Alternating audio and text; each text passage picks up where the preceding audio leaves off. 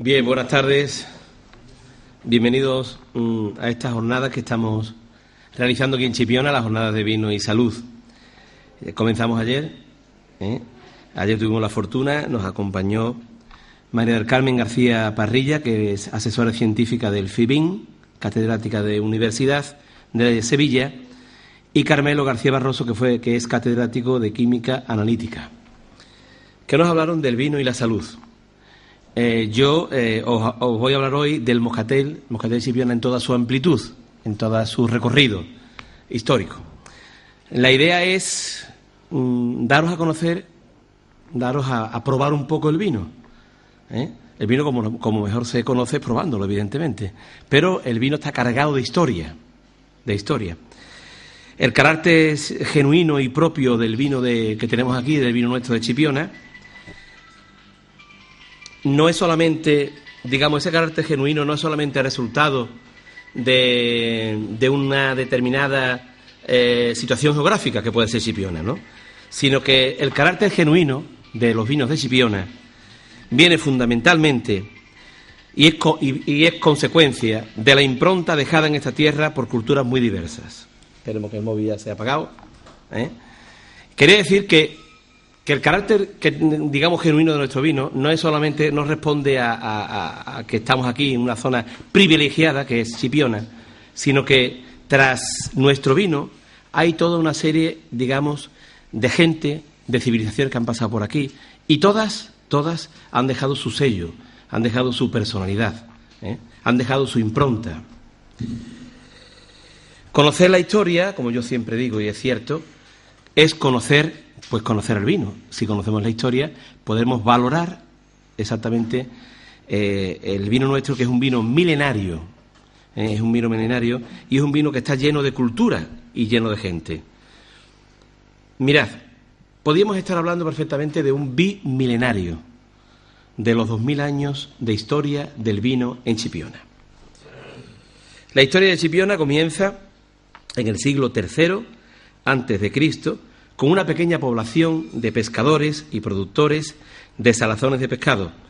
Población donde un siglo después, en el año 139 a.C., Quinto Servilius Carpio construye la Turris Caepionis, un faro que fue comparado por el famoso Estrabón, con el célebre faro de Alejandría. Si teníamos faro, es que había una corriente y se inició una corriente comercial hacia las puertas del Mediterráneo. Entonces ya el mero hecho de que aquí en la población romana de entonces, asentada en regla, que se llamaba Caepia, hubiese un faro, es un exponente directo del tráfico comercial. En el siglo I, en el siglo II después de Jesucristo, se da la ocasión a este comercio. Mirad, el primero que nos habla de la historia de nuestro vino es un historiador gaditano que es Lucio Moderato Columela. Este señor fue un primer ingeniero, digamos, hizo un tratado muy importante que fue el Tratado de Rústica. Y en ese tratado ya hablaba y nos habló de las viñas, de los terrenos, de las viñas de Chipiona.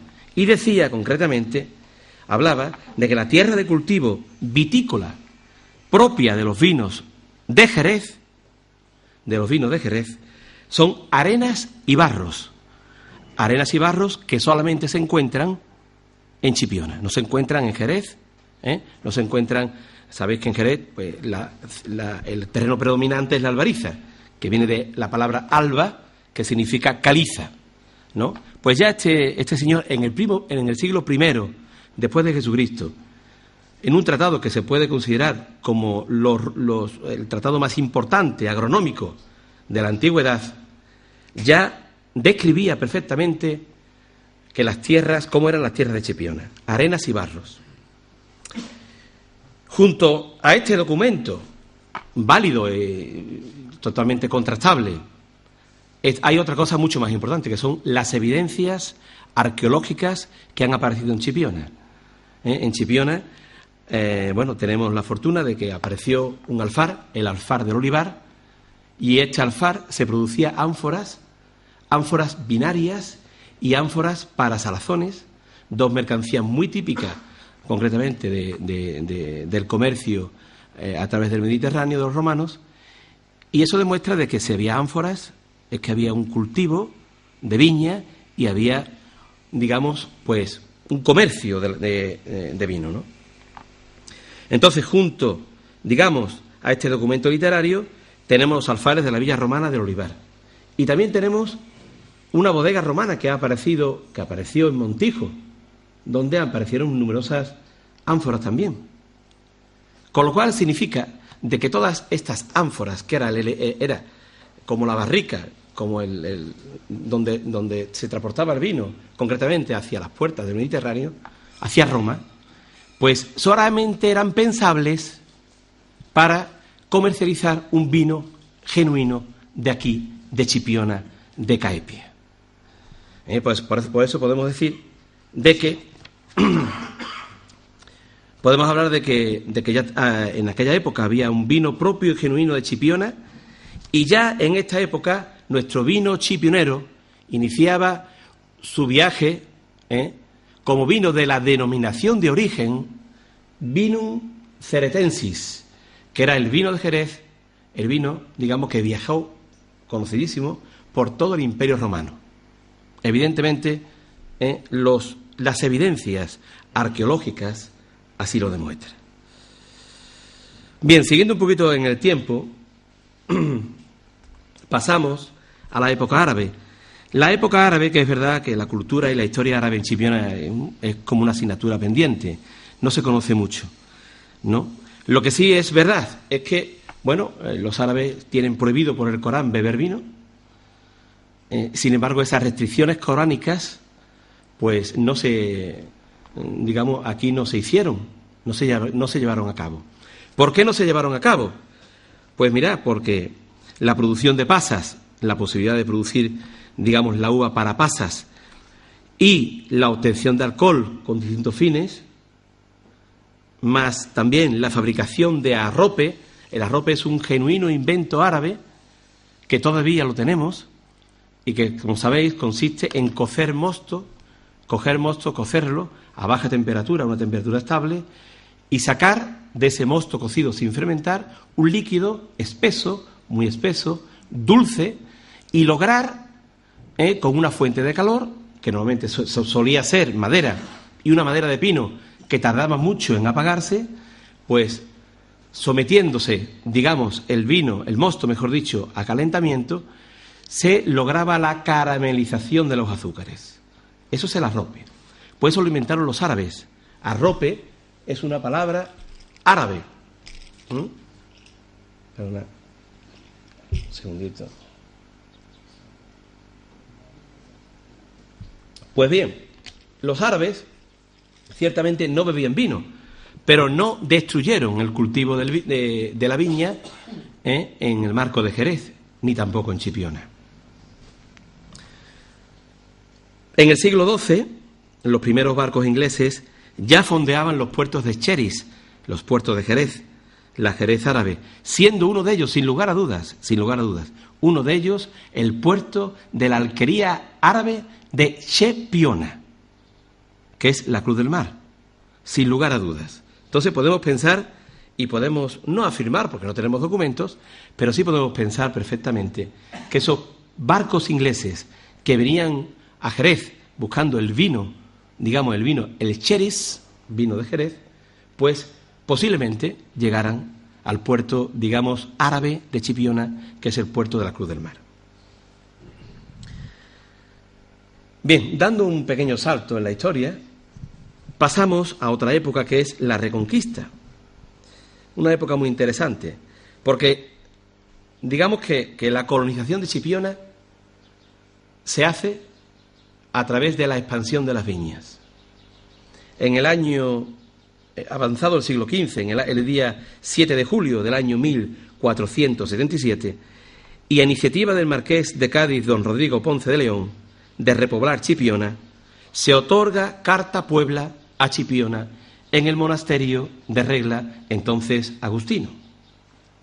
La Carta Puebla era muy importante, porque en aquel momento Chipiona, que venía de los árabes, Chepiona, pasó a llamarse oficialmente Regla de Santa María.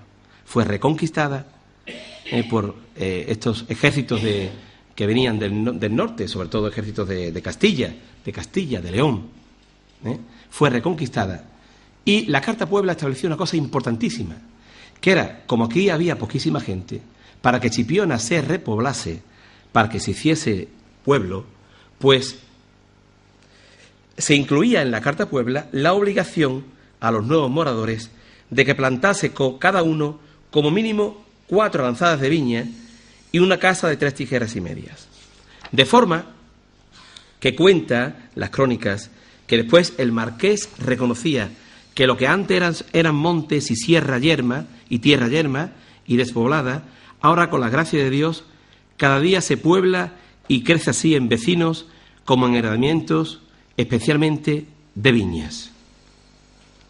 Fijaros, cuando llegaron aquí los ejércitos de Castilla, había una uva que era la uva romanilla. La uva romanilla es una variedad de uva que es una variedad como el moscatel. Es una variedad de moscatel que es el moscatel romano. Pues ya existía la uva romanilla y abundaban pequeños lagares y bodegas que venían de los árabes. Entonces la Carta de Puebla, aparte, digamos, de marcar una obligación a los nuevos moradores para que estos sembrasen viñas, y Chipiona se hizo, como digo, pueblo, entonces Regla de Santa María, construyendo casas y sembrando viñas para que la gente se estableciese aquí de forma permanente, pues, aparte de eso, la Carta Puebla era un documento que ofrecía medidas proteccionistas para que nuestro vino, pues, por ejemplo, una medida que viene en la Carta Puebla recogida, dice que solo se pueden vender los vinos de la vecina localidad de Rota una vez que los naturales hayan vendido sus vinos. Dice la Carta Puebla del año 1477. Llega la viña a tener tanta importancia que, digamos que el año queda dividido en 2 partes, entre marzo y San Miguel, que es la época de apogeo de la viña, y el resto del año. Entonces, entre marzo y San Miguel, pues el ayuntamiento de entonces, pues recaudaba prácticamente una tercera parte de las arcas municipales. Así nos viene, digamos, en las propias crónicas. El vino va a suponer más de 1/3 de los ingresos en esta época. Y uno de las cosas primeras que trajo la Carta Puebla fue el gremio de toneros, que fue el primero en ser reconocido. Gremio de toneros que fue muy importante. Y dice concretamente, dice la Carta Puebla, que las barricas debían estar hechas de buena madera, que no estuviese contaminada con ningún tipo de pescado ni aceites. De igual manera queda recogido que cualquier barril que pudiese estropear el vino quedaría quemado y se impondría una multa. Fijaros la importancia de este documento, que no solamente va a fijar el nacimiento de Chipiona al amparo de las viñas, sino que va a hacer, digamos, se va a constituir ya el gremio de toneros, con una serie de especificaciones para decir cómo tenían que hacer las botas en aquella época. Otra cosa muy importante que ocurrió en la Reconquista fue la determinación del régimen de propiedad que tenemos en la actualidad. En Chipiona no existen latifundios. El régimen de propiedad es un régimen de minifundios. Pues precisamente por esta división de la propiedad, por esta posibilidad de que los moradores se les daba gratis la tierra para sembrar viña, pues se conformó el régimen, digamos, de propiedad rústica. Bien, siguiendo un poquito más adelante, fijaros, con fecha 8 de noviembre de 1482, don Rodrigo Ponce de León, marqués de Cádiz, dicta unas ordenanzas para el gobierno de la nueva población Regla de Santa María. Y hay una ordenanza en relación al vino en aquella época, que dice, se prohíbe mezclar el vino de Romanía. Hay un documento en el año 1482 donde el marqués prohíbe mezclar el vino de Romanía, está hablando del vino moscatel, con otras clases de vidueños. Cita, por ejemplo, la variedad torrentés, que mereció por aquella época el refrán de torrentés: ni la comas ni la des, pero para vino buena es. Don Rodrigo dice exactamente, dice textualmente, que los vinos se dañarían si se mezcla la variedad romanía con otras variedades, con lo cual se puede causar un daño enorme a la exportación. Y por eso manda a hacerlo, igual que en Jerez, so pena de 5.000 maravedís para mi cámara. Seguimos un poquitín más hacia adelante en la historia, haciendo un pequeño viaje, digamos, de la historia del vino del moscatel en Chipiona. Y de la Reconquista pasamos a la Edad Moderna. En la Edad Moderna hay un documento también importantísimo que nos habla de la importancia del vino en Chipiona, y es una real provisión otorgada por los reyes católicos. No sabemos si estuvieron aquí en el monasterio de Regla. Sí fue otorgada en el monasterio de Regla, donde el vino de Chipiona quedaba libre de impuestos en el puerto más cercano de la época, y un puerto muy importante, que era el puerto de Sanlúcar, que era el puerto de Realengo. Por eso, si estamos hablando del siglo XV, 1490, principios del siglo XVI, 1500, extrañaría muchísimo que Magallanes, que salió del puerto de Sanlúcar en su viaje al fin de, digamos, por toda la tierra, extrañaría muchísimo porque se llevó 417 odres y 253 toneles. Entonces digo que extrañaría muchísimo que Magallanes, que fue el que hizo la primera vuelta al mundo, no se llevara de Sanlúcar el afamado moscatel romano de la uva Romanía de Chipiona. Como también Cristóbal Colón, que partió en el tercer viaje de Sanlúcar, seguramente que se abastecería en sus bodegas del vino que estaba exento de impuestos por su calidad por los reyes católicos. Fijaros, en el siglo, en un padrón de vecinos de 1523, mandado a redactar precisamente por este duque de Arcos, se observa la importancia del cultivo de la vid, hasta el punto que el 98% de la población de Chipiona tiene como único sustento la viña. Además, en este padrón se detallan posesiones, muchísimas posesiones, inmuebles de vecinos y bodegas, entre las que se distingue, y aquí ya aparece, las bodegas de paja y las bodegas de tejas. Bodegas de paja, que era una bodega de una choza. No crean ustedes que era otra cosa, era una choza. Y bodega de tejas, que es la bodega propia de Texas. Bien, seguimos un poquitín más hacia adelante y empezamos con el comercio con las Indias. No solamente tenemos esta real provisión y tenemos esta, digamos, lógicamente, pensar de que Magallanes y Cristóbal Colón se llevó el vino, sino que hay un documento histórico que acredita y certifica que Chipiona, en aquellos momentos, pues ya empezó endulzó, digamos de alguna forma con el moscatel, endulzó la empresa americana. Pues en el Archivo Histórico Municipal de Jerez de la Frontera hay documentos que aseguran que la Compañía de Andalucía, en el año 1585, compraba viñas en Chipiona para asegurarse el suministro de una mercancía entonces obligada en la carga de los navíos. Bien, digo esto un poco para haceros entender de que tenemos que conocer un poquitín la historia. Si somos conocedores de la historia, seguramente que podemos valorar más de que no somos los únicos que hemos tratado con el moscatel de Chipiona, sino que antes de nosotros Han existido muchas generaciones que han vivido y que han probado y que han comercializado este vino con mucho éxito en muchos, digamos, en muchas fechas, ¿no? Bueno, en el siglo XVII, nuestro moscatel se embarcaba desde el puerto de Chipiona, hablo del puerto árabe, puerto de la Cruz del Mar, para destinos como Inglaterra, Flandes y Francia. El primer cronista de Chipiona, de modo oficial, el agustino chipionero Fray Diego Carmona de Bórquez.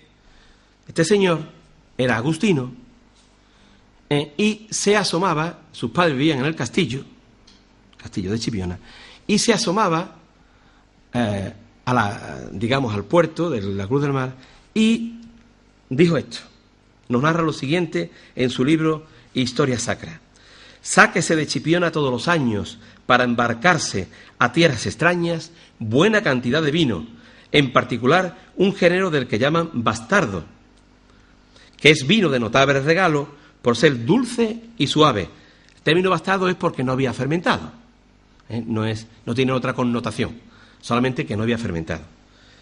Por ser dulce y suave, hecho con uvas casi transformadas en pasas por darles algunos días al sol, cuando parece al dueño que son menester, estando cortadas y tendidas la uva en esteras limpias, que para este efecto la hace con mucha curiosidad.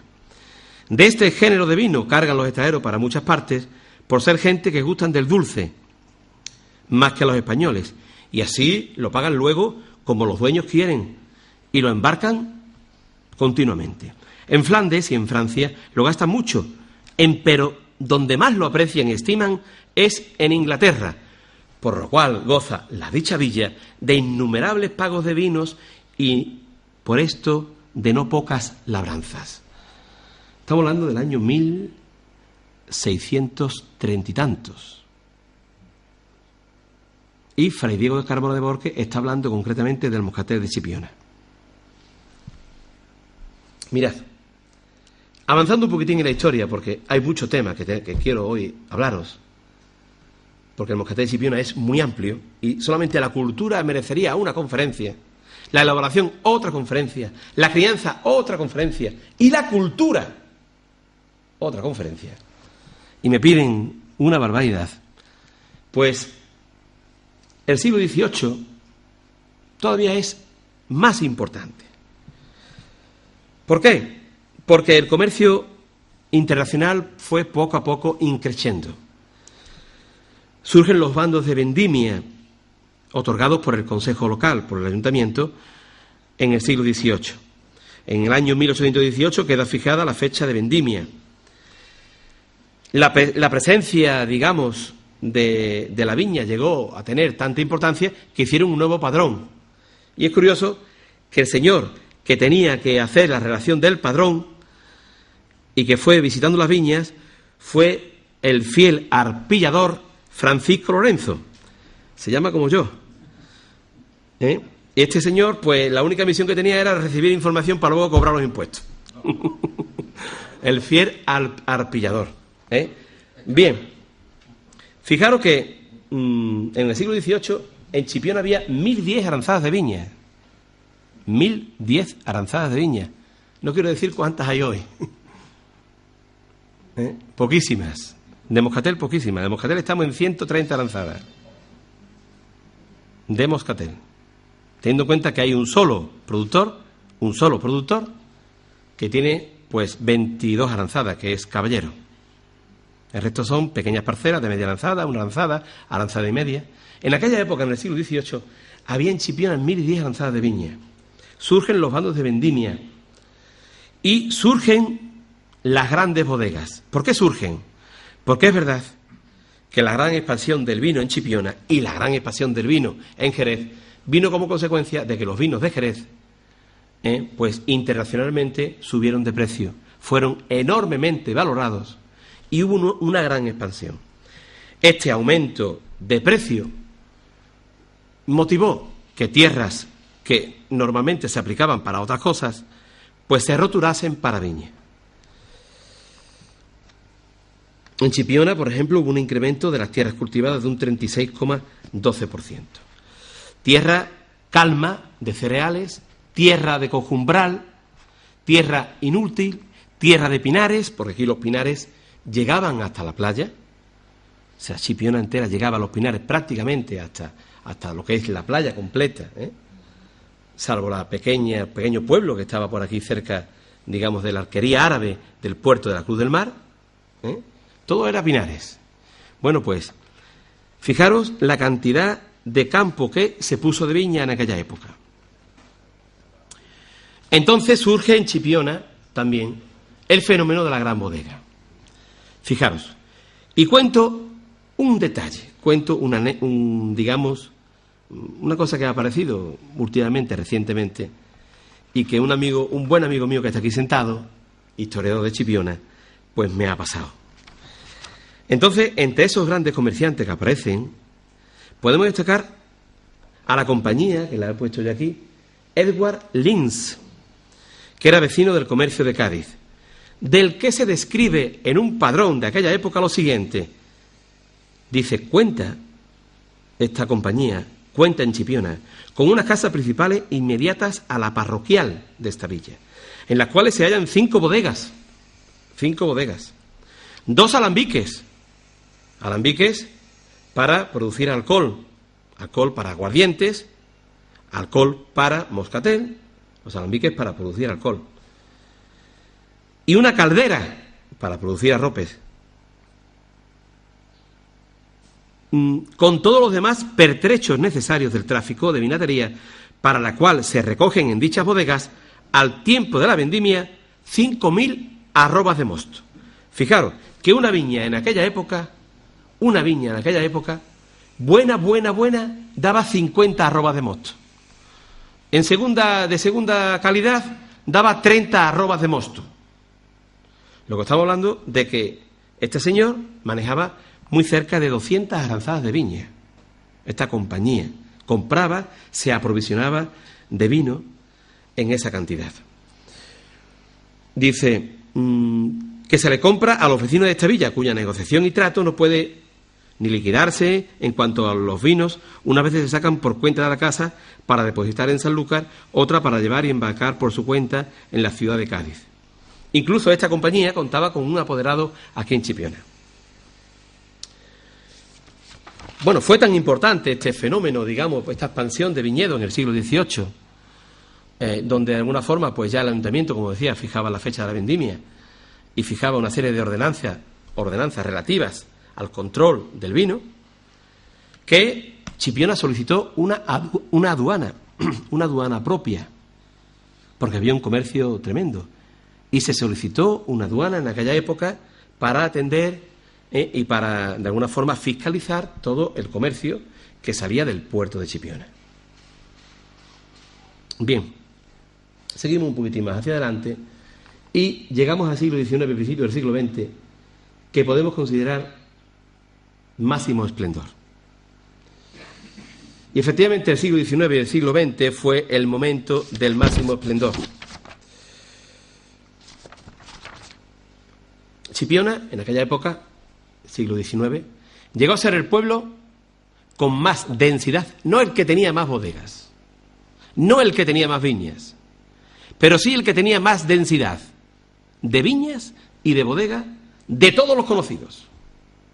De todos los conocidos en el siglo XIX. Fijaros, nuestra producción de vinos era de resonancia nacional e internacional. Hay una bodega, la bodega Florido Hermanos, de Chipiona, llegó a ser la quinta en importancia, en producción y en comercialización de España. Es un dato para que sepáis. Entonces, el vino, el moscatel, fundamentalmente el moscatel, se rodea de un sinfín de géneros de otros vinos, como es el caso de aguardientes, de los vinos, de los finos, y verdaderamente dieron la vuelta al mundo. En el año 1906 había más de 45 bodegas, casi todas ellas exportadoras. Yo he puesto aquí 3 o 4 etiquetas, hay muchas etiquetas de aquella época. La salida de los vinos de Chipiona fue motivo de la presencia de la realeza en Chipiona.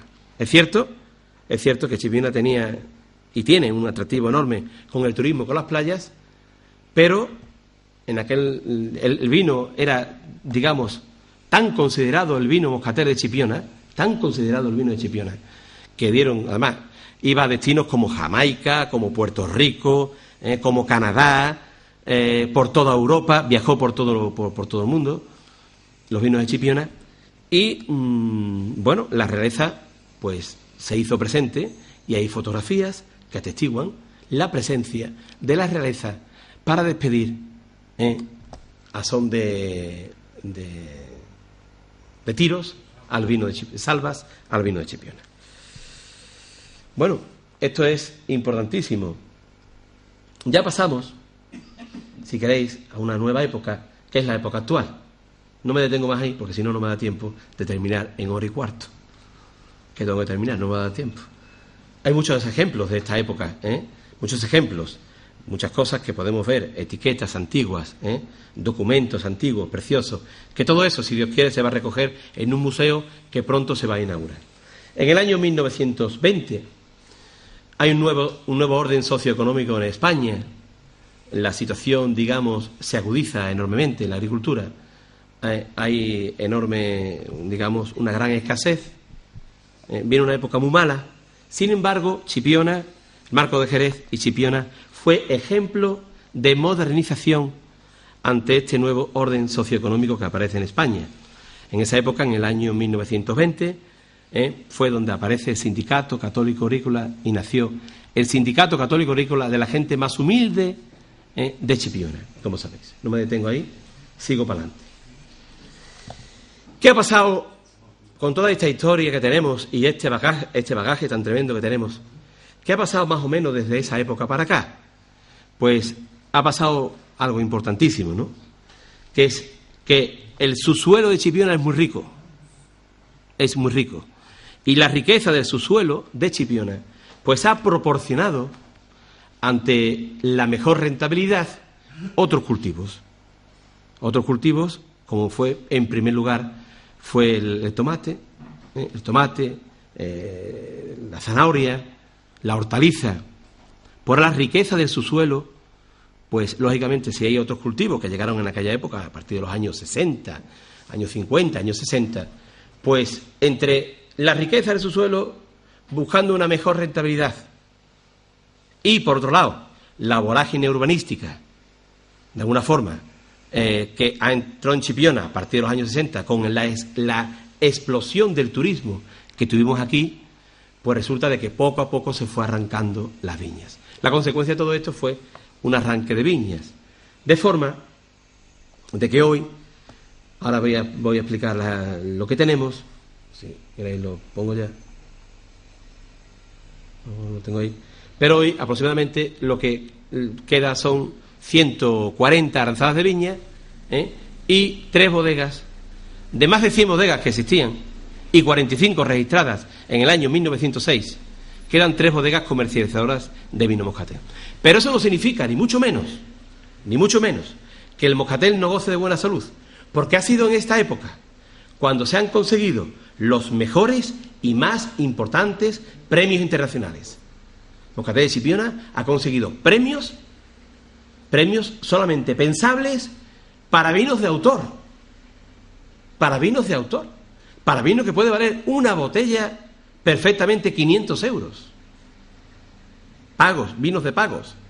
Moscatel de Chipiona ha conseguido premios en los certámenes más importantes, el Challenger International du Vin en Burdeos, durante muchos años de forma consecutiva, en Londres, en Madrid, en varias ocasiones, los premios Sarcillo también en Valladolid, que son premios importantísimos. ¿Y eso demuestra qué? Pues demuestra que todavía el moscatel goza de muy buena salud, aunque hoy no tengamos, evidentemente, pues la cantidad de viñas y la cantidad de bodegas que teníamos antes. Pues bien, pasamos de la historia y entramos ahora en otro capítulo muy importante, que es la viticultura del moscatel.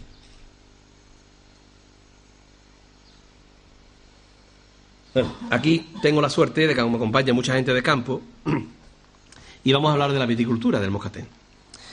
El moscatel que se cultiva en Chipiona es la variedad denominada no moscatel de Alejandría, como muchos dicen. No. La variedad es moscatel de Chipiona. Recogida así en el BOJA, el Boletín Oficial de la Junta de Andalucía, y recogida en muchos libros de textos. Pero esta variedad, moscatel de Chipiona, que luego explicaré por qué es tan diferente, procede de una variedad, de un patrón común, que es el moscatel de Alejandría. El moscatel de Alejandría, el moscatel de Chipiona, que procede del moscatel de Alejandría, es una variedad además universal, que está por muchas zonas del mundo, y además es muy antigua, es antiquísima. Ya fue citada por Columela en los primeros años de la era cristiana. Decía Columela en su obra Los 12 libros de agricultura, decía esto sobre el moscatel.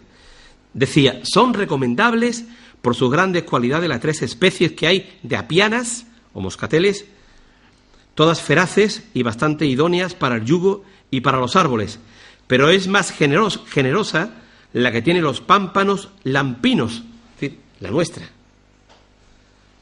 Pues las dos que los tienen borrosos, aunque son semejantes, son desiguales en la calidad de sus vinos. Si no se cogen temprano, sirven de presa a las lluvias, a los vientos y a las abejas. De estas últimas, de las abejas, han tomado el nombre de apianas a causa del destrozo que hacen. Es decir, que si el viticultor tardaba en entrar en la viña, pues no podía entrar, porque las abejas no lo dejaban entrar. Entonces, por eso se le calificó como la variedad apiana. Y así como sí hay muchos testimonios de San Isidoro, de Plinio el Viejo anteriormente, pero en fin, vamos a ir a describir la variedad. Su uva es de color blanco. La hoja es mediana. Tiene muchos racimos, grandes, pero desiguales, y mucha separación de una uva a otra. Ayer decíamos aquí un catedrático hizo una propuesta de que, hombre, es que ¿por qué el moscatel no se vende como uva como uva de mesa? Bueno, Chipiona ha vendido mucha uva de mesa, pero no ha sido moscatel, ha sido palomino. Durante mucho tiempo aquí venían las famosas guareñas y venían a verdear, y el verdeo no se hacía con moscatel, se hacía con la uva palomino, la uva listán. Y verde, efectivamente. Bueno, pues decía que ayer se planteó esto, ¿no? Entonces, claro, el moscatel de Chipiona es inigualable en el sabor, inigualable en el aroma, en el sabor. Es exquisito, no hay una uva, hablo de Chipiona, de la que se cría aquí, no la que se cría en Jerez, o la que se cría en Trebujena, o la que se cría en Chiclana. Hablo de la uva moscatel de Chipiona, que la gente vienen a comprar, mucha gente todavía tiene la tradición de venir a comprar la uva. Pero tiene un gran problema, que es una uva que por la vista no entra. Hay que escogerla, hay que esto. Además es muy sensible al oidio, es muy sensible al mildio, es muy sensible. Con lo cual, se han hecho varios intentos. Yo particularmente hice un intento muy importante en Francia. Llegamos a meter la uva en Perpiñán, llegamos a patentar porque además el escobajo que se seca, ¿no? Y tiene mala presencia, a patentar un pequeño invento para mantener el escobajo verde y la uva fresca. Pero no funcionó porque hoy hay otras variedades, como el moscatel italiano o el moscatel de Málaga, que son más propicias. Muchas veces se come con la vista en vez de con la boca. Bueno, quiero decir esto de que las bayas en la uva son jugosas, son grandes, pero el racimo es desigual y es suelto, ¿no? El moscatel de Chipiona tiene mucha sinonimia, o sea, tiene muchos parecidos. Bueno, podemos hablar aquí, tengo una lista enorme, desde el moscatel de Málaga y el moscatel romano, el moscatel de grano gordo, hasta el moscatel de Pascal Muscat, moscateles que hay, bueno, en Italia hay muchísimos, en Francia no digamos, sí, por todos sitios, en Australia, por todos sitios proceden de la variedad moscatel de Alejandría, de la misma que la nuestra. El comportamiento de la viña es el siguiente. Suele brotar, ¿sí? ¿Cuándo brotan los pámpanos? ¿Cuándo aparecen los brotes verdes, como decimos nosotros?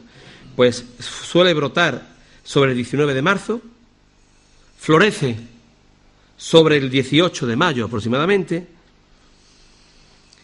cambia de maduración, se pone la uva pasa de ser verde, a tener el pigmento, digamos, el pigmento amarillo, que es el embero, la fecha del embero, y aproximadamente sobre el 19 de julio, cuando empieza la maduración de la uva moscatel, y, digamos, la fecha de vendimia, aunque luego hablaré un poco del tema de la vendimia, suele ser sobre el 10 de septiembre. La fecha de la caída de la hoja es sobre el día 20 de noviembre, aproximadamente, y su contenido en azúcar, una vez que llega a la vendimia, suele oscilar entre 12,5 y 13 grados de alcohol. Como decía, es una uva muy delicada, muy delicada. Se adapta muy bien a regiones cálidas, pero es muy sensible, como decía, al oidio, al mildio y a la botrytis, con lo cual hay que estar muy encima de ella. Bien, ya he descrito un poco lo que es la variedad. Ahora, ¿por qué razón en Chipiona esta variedad es autóctona? ¿Por qué se desarrolla de una forma tan especial que el sabor que tiene la uva de Chipiona no la tiene otra uva por muy cerca que esté de Chipiona? Pues por dos cosas. Primero, por el terreno. Lo que hay en Chipiona son las arenas. Las arenas tienen, digamos, una composición que es arena en sí, arcilla y un 15% de caliza. Digamos que es un silicato de granulometría gruesa. ¿Qué significa esto? Pues significa que es muy porosa, es muy permeable, no se pueden hacer cavernas, los insectos no pueden trabajar. Esto es muy importante. Chipiona, por ejemplo, cuando llegó la plaga de la filosera, que fue una plaga enorme en toda España y también llegó hasta Jerez, se destruían muchísimas viñas, porque este insecto, la filosera, trabaja debajo en las raíces haciendo cavernas. La tierra albariza permite hacer cavernas. Sin embargo, la tierra, la arena, pues es imposible, ¿no? Por eso, que sepáis que muchísima viña, no digo toda, pero muchísima viña moscatel se injertó en yema de las viñas de Chipiona, del palomino. Muchísimas viñas fueron injertadas del palomino no contaminado de Chipiona. Sabéis que en aquella época en Jerez lo que se hizo fue acudir a las vides americanas, a los portainjertos, pero esas fueron luego injertadas con palomino de Chipiona. Digo esto porque esta peculiaridad que tiene la arena hace de que el sol penetre muchísimo más que en cualquier otro tipo de tierra, que en la arcilla o que en la albariza. Es decir, se calientan más, con lo cual se facilita la maduración de la uva. Por otro lado, tenemos el clima. El clima de Chipiona es un clima característico de una zona meridional, donde hay una temperatura media de 17,5 grados y una pluviometría de 600 litros metros cuadrados. ¿Qué es lo más importante a resaltar del clima? Pues que tenemos dos vientos que condicionan la uva, el poniente y el levante. El poniente, que viene del mar, que es una brisa suave que hace, digamos, que el rigor del verano atenúe, baje y poco a poco la uva se vaya madurando lentamente. Tenemos un viento cálido del este, que es el levante, que hace madurar la uva y es contrarrestado con un viento del mar, que es el poniente. Pues bien, ese microclima que se da en Chipiona, junto, que baja muchísimo la humedad relativa, muchísimo, junto a las arenas, hace que el moscatel que se cría cerca del mar, ¿por qué están todos los moscateles cerca del mar?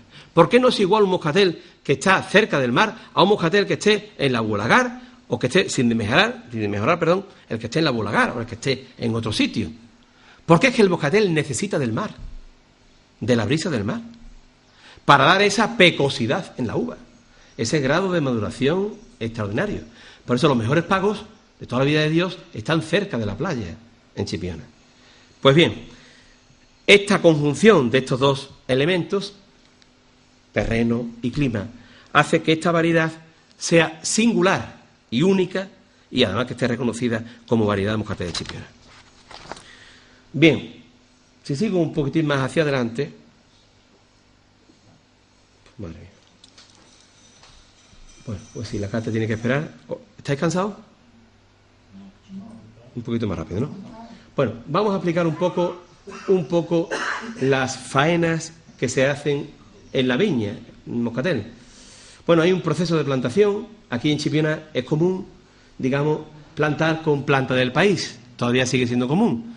Es decir, que no se planta con un portainjerto, sino que se coge un sarmiento y se clava en la arena. Eso parece una cosa muy antigua. Sin embargo, los moscateles más finos salen del país, plantados del país. No obstante, se hacen de las dos formas. Se coge un portainjerto y luego se injerta. El proceso, digamos, de preparación es que en el mes de agosto se hace un agostado. La palabra agostado viene de una faena que se hace en el mes de agosto, no de otra postura, agostado. ¿En qué consiste el agostado? En preparar el suelo, oxigenarlo, es decir, labrarlo profundamente y echarle materia orgánica en el mes de agosto. Luego, posteriormente, no está puesto ahí, pero os lo digo, en el mes de diciembre se suele echar un abono de fondo para complementar los elementos que hacen falta, sobre todo nitrógeno, fósforo, potasio. Se hace el abonado de fondo en el mes de diciembre y luego posteriormente, noviembre y diciembre, en enero o febrero, se hace la plantación de la viña. Fijaros que en este sería el agostado, veis cómo están oxigenando el campo, y esto sería la plantación. La plantación se hace a unos 60 centímetros, se planta lo que es el barbón, o se planta lo que es el sarmiento, para que veáis. Luego, posteriormente, se trata durante 3-4 años, diría yo, de que la planta alcance una altura determinada para sacar la planta. Entonces, al cabo de los 3 años, se hace lo que es la primera poda. Se le dejan 2 brazos. Aquí la poda que tenemos es la poda de vara y pulgar, es la poda, digamos, de la propia denominación de origen. Es una poda, digamos, muy que posibilita que las viñas duren mucho tiempo, porque un año el moscatel lo da un brazo y otro año el moscatel lo da otro brazo. Veis aquí en la figura cómo en un brazo está cargado de uva y el otro brazo tiene un pulgar que significa una yema, que se le deja una yema, se corta, se deja ahí la yema, que va a ser la vara del año siguiente. De forma que la poda es vara y pulgar, que es la misma, digamos, que tenemos por aquí. El laboreo del terreno pues tiene como objetivo eliminar las hierbas y mantener la humedad. Muy importante que sepáis que los tratamientos que se realizan aquí en Chipiona al moscatel son muy respetuosos con el medio ambiente, porque todas las viñas están en producción integrada. Están todas las viñas por la sencilla razón de que casi el 92% de las viñas o de la producción lo hace la Bodega Cooperativa Católico Agrícola. Y nosotros tenemos a todos los socios apuntados en producción integrada. Es muy importante que todos los tratamientos que se realicen al campo de productos fitosanitarios respeten el medio ambiente y vayan fundamentalmente encaminados a obtener la máxima calidad. Bien, si vemos la evolución de las viñas en los últimos 5 años, vemos que prácticamente se ha mantenido. Es decir, año 2007 había prácticamente 41 hectáreas, año 2008 42 hectáreas, año 2009 ha crecido 55 hectáreas, año 2010 58 hectáreas, año 2011 58 hectáreas. Hombre, La primera conclusión que tenemos que sacar es que se ha mantenido el viñedo en una época de crisis de los vinos, ¿no? Importante. Se ha logrado mantener el viñedo. Es importante, la uva no está bien pagada. No me voy a meter ahí porque estamos hablando del moscatel. No está bien pagada. Debe haber mucho más. Chipiona es un oasis, y aquí hay muchos testigos, es un oasis dentro del marco de Jerez. Aquí se paga la uva más cara que en ningún sitio, del orden de 6, 7 a 8 pesetas la uva lista. Y la uva moscatel se paga a más del doble que la uva palomino. Es cierto que es poco, pero ese precio de uva, y tenerlo claro, es lo único que ha permitido que el cultivo del moscatel siga en Chipiona. Posibilitar y pagar la uva a 100 pesetas, a 110, o a 80, 85, o mucho más, eso hace posible que se mantenga el cultivo de la viña, sin lugar a dudas. Y ese es nuestro objetivo. Bueno, pues son datos que están ahí y os lo quería decir. El rendimiento medio de una viña moscatel es inferior, bastante inferior a la uva palomino, que suele estar en el marco de Jerez, en términos generales, en torno a 9.400, 9.800 kilos hectáreas, aunque hay viñas que producen 17.000 kilos por hectárea, y hay otras viñas que producen 8.000 kilos por hectárea. Pero el moscatel produce menos que, digamos, que la uva palomino. Y el rendimiento medio, pues, está en torno a 8.650 kilos por hectárea. Bien, pasando a la elaboración del moscatel, quiero deciros que la vendimia juega un papel determinante, trascendental. Siempre tenemos que buscar un equilibrio entre los intereses, digamos, del viticultor y los intereses propios de la bodega. Cuando el escobajo del moscatel, el escobajo, que significa parte sólida, el palillo, se vuelve oscuro, de verde pasa a oscuro. Ya está viendo el viticultor, el enólogo, que ya está cerca la fecha de maduración. Cuando la uva se rinde, ya estamos viendo que está cerca la fecha de maduración. Si hacemos unos controles de maduración, como solemos hacer unos controles de maduración, cuando llegamos a un determinado grado Beaumet, grado de azúcar, que es sobre 12,5, 13 grados, y tenemos la uva en buenas condiciones sanitarias y con un nivel de acidez propicio, que es tanto más importante que el grado de azúcar, sin lugar a dudas, es tener un buen estado sanitario, siempre, cuando tenemos ya las condiciones óptimas, es cuando empieza la vendimia. La vendimia se hace manual. ¿Qué significa esto? Que el moscatel está prohibido recogerse con máquinas. ¿Por qué razón? Porque tiene muchos racimos.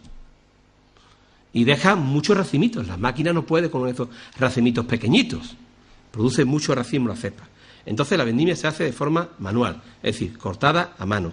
Se transporta en cajas a la bodega. Y se hace de la forma más rápida posible para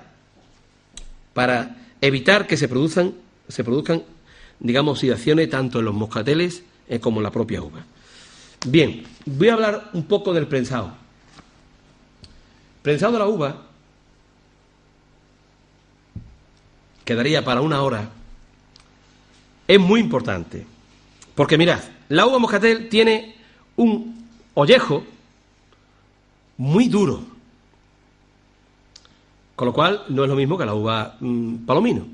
Independientemente del ollejo, resulta que en el ollejo, como ayer dijeron por aquí, está el elemento más importante que le da la característica más importante al moscatel, que son los terpenos.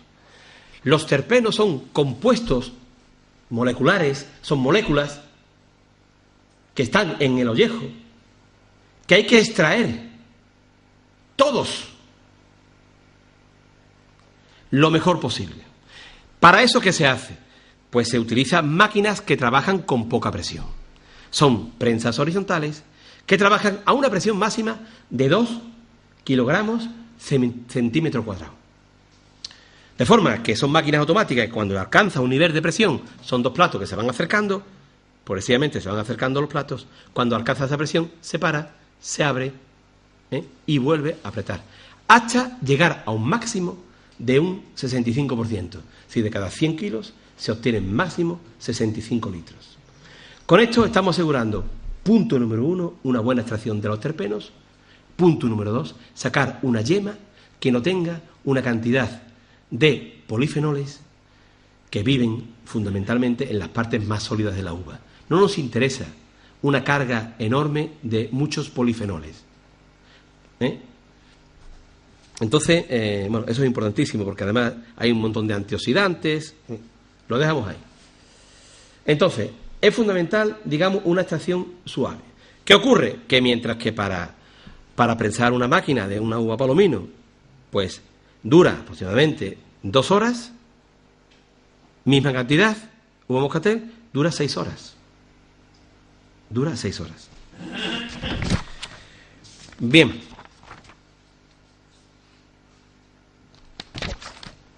Inmediatamente que el mosto moscatel es prensado, se deposita, digamos, el orujo. El orujo es todo el escobajo, toda la piel, la pepita, la semilla, todo lo que queda, digamos, que fuera de lo que es la vulva de la uva, pues se deposita en un sinfín y se transporta a otra máquina, que es una prensa continua, tipo continua, porque las máquinas continuas, prensa continuas, no sirven para hacer moscatel. No sirven, porque el moscatel, digamos, necesita ser triturado lentamente, porque es muy meloso y es difícil. Entonces, tú metes una uva moscatel en una continua y tal y como la metes, sale por la boca de la continua. Sin embargo, esa prensa, que ya es muy sólida, que ya ha sido triturada, que ya ha sido, si queréis, machacada, pues sí se puede hacer en un tipo de prensa continua, no se obtiene un 5% más y se destina para hacer otro tipo de vino diferente a lo que es el moscatel. Una vez que tenemos el moscatel, digamos, en la poza, pues se le adiciona,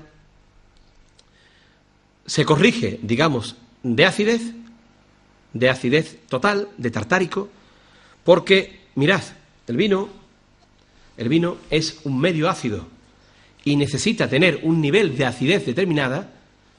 Cuando estoy hablando de acidez no me estoy refiriendo exactamente a la acidez volátil, sino a la acidez tartárica, un nivel de acidez determinada para combatir, para luchar, para frenar el ataque de los micros, de las bacterias, de los microorganismos. Entonces, un vino que no tenga un nivel de acidez determinada, que no esté verdaderamente equilibrado, es un vino débil que a las primeras de cambio, pues sube la acidez volátil por un ataque bacteriano. Y se pique.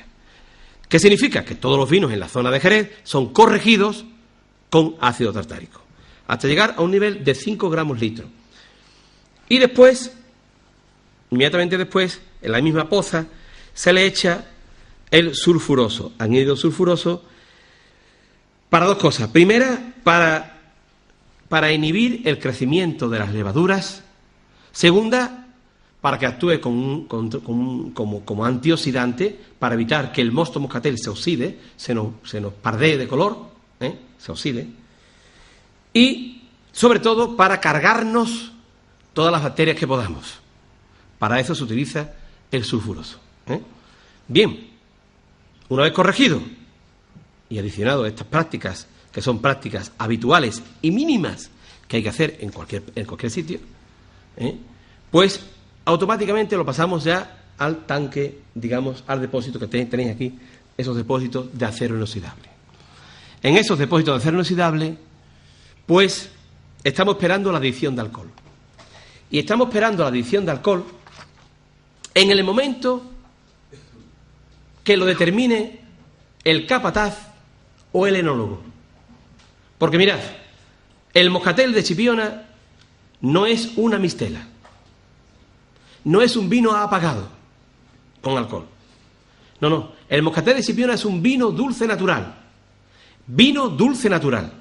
El vino dulce natural es aquel vino que se reconoce que ha habido una, aunque muy pequeña, ínfima, pero se demuestra que ha habido una fermentación parcial.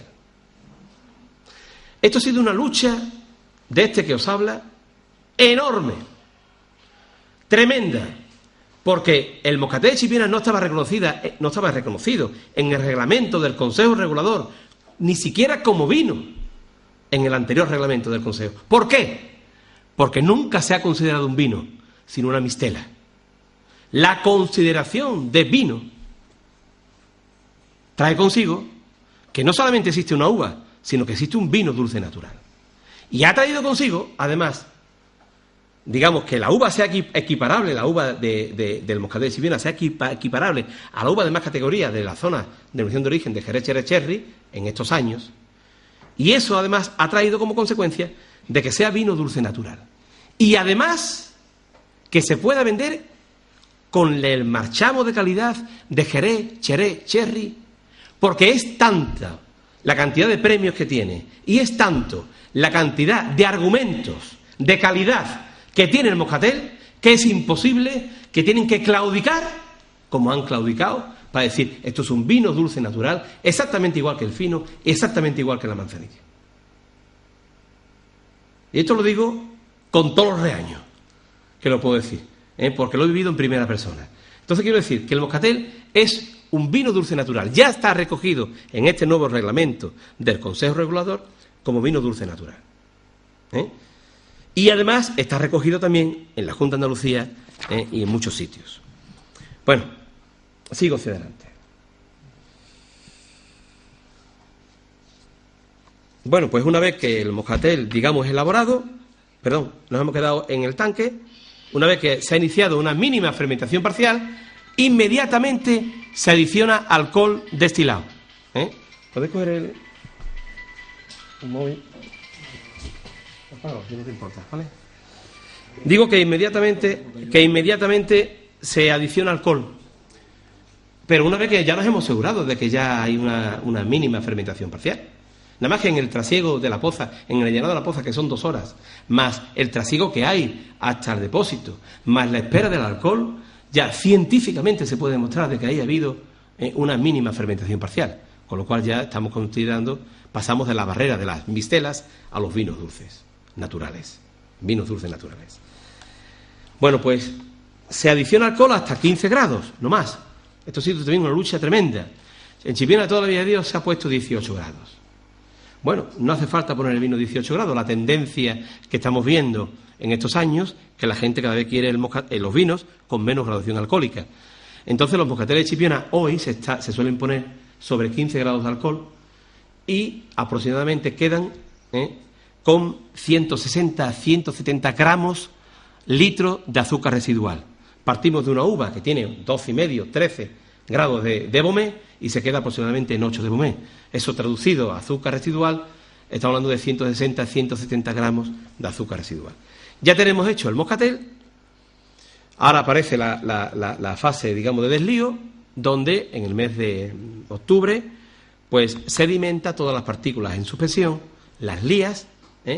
También el alcohol influye mucho y acelera la decantación, va decantando el depósito de acero inoxidable y sedimenta todos los materiales que están en suspensión, sobre todo los minerales, las tierras, todos van y son las lías. Esas lías se deprecian, no sirven absolutamente para nada. Bien, pues una vez que tenemos el moscatel hecho, lo primero que se hace es someterlo a una cata organoléptica. Sí, se coge el moscatel y se hace una cata con los sentidos, que luego haremos, y en esa cata observamos aquellos que presenten los mejores aromas primarios. El moscatel es una variedad, posiblemente sea la variedad que tenga más aromas del mundo. Es extraordinariamente rica en aromas. Entonces, en esa primera cata que hace el bodeguero, pues trata de ver cuáles son los moscateles que presentan los mejores aromas florales, aromas a madreselva, a geranio, aromas a azahar, los mejores aromas de frutas, digamos, como el plátano, como la piña, que luego veremos en los moscateles, y ver que no tiene ningún defecto, que está perfectamente equilibrado, aunque todavía está el alcohol muy vivo, hay que disociar en el cerebro el alcohol y aprender a ver la característica de los aromas primarios. Aquellos que son los mejores se quedan en la bodega y el resto pues se venden. Se exportan a granel o se venden a bodegas. Esa es la práctica habitual con el moscatel. Estos que van a bodegas, luego veremos qué camino tiene el envejecimiento, que es importantísimo que sepáis hoy el tema del envejecimiento. Bueno, pues esto es todo lo que es el moscatel en verde, digamos, moscatel en verde. Hasta ahí llegamos en cuanto a la elaboración. ¿Qué tipos de moscateles tenemos en Chipiona? Atendiendo a su elaboración, el moscatel en verde, moscatel que se hace normalmente, y el moscatel de pasas, que vamos a hablar ahora. Mirad, el moscatel de pasas, sin lugar a dudas, es lo más característico, lo más genuino, lo más auténtico que tenemos aquí en Chipiona. No voy a hablar de historia, porque hablo mucho de historia, pero los orígenes de esta práctica se remontan a los tiempos, a los romanos, y antes que a los romanos, a los griegos, y antes, pues, a un montón de culturas. Los árabes fueron muy aficionados a las pasas, por eso no desapareció el cultivo de la viña en Chipiona, ni tampoco en el marco de Jerez. Bien, ¿en qué consiste el pasil? Pues mirad, el pasil, lo primero que tenemos que elegir es el terreno. No se puede hacer un pasil en un terreno pedregoso. No se puede hacer un pasil en un terreno que tenga muchos restos vegetales. Porque lo que tú pongas ahí se contamina del suelo. Se contamina de esos restos. Entonces tiene que ser un terreno estudiado. Pues mucha gente me dice, oye, mira, mi campo, esto va acá, esto lo otro. No, tu campo no. Un terreno que nosotros analizamos y sabemos cómo está. Y sabemos que no está harto de hierro, está bien de todo. Un terreno que sea arena, para empezar. Que se labre, porque la pacificación, como sabéis, se hace sobre la arena, lo veis aquí, y tenéis la fotografía, se hace sobre la arena, de forma que se va colocando racimo a racimo sobre una arena que está bien labrada, que no tiene ningún tipo de restos vegetales, que está perfecta, y se va colocando la uva para que el sol la deshidrate lentamente. De forma que a la semana se le da la vuelta, una vez que tenemos el anverso pacificado, buscamos la pacificación en el reverso, se le da la vuelta a la uva para que se vuelva a pacificar. La uva que se destina al pasil, pensarán ustedes, pues hombre, si se va a pacificar, pues una uva que esté pacificada, ¿verdad?, en el campo, que esté sobremadurada, ¿sirve? Pues esa no sirve. Esa no sirve. Tiene que ser sana, perfecta, para lograr una pacificación extraordinaria. Porque estamos hablando de uno de los mejores vinos del mundo. Estamos hablando de uno de los mejores vinos del mundo, que es el moscatel de pasas, que lo tenemos solamente aquí en Chipiona. Moscatel hay por muchos sitios, pero moscatel de pasas solamente lo hay aquí. En algunos sitios también se hace moscatel, pero desde luego en otros sitios fuera de España, pero en España en poquitos sitios, y desde luego en Andalucía, de la variedad moscatel, porque el Pero Simén es otra variedad diferente, pero de la variedad de moscatel, pues solo se hace en Chipiona. Entonces estaba diciendo de que es un trabajo artesanal, es un trabajo costosísimo. Coger la uva, tirarla a la tierra, sin desgranarla, haciendo un trabajo, digamos, de mérito, para conseguir el secado de forma natural, como digo.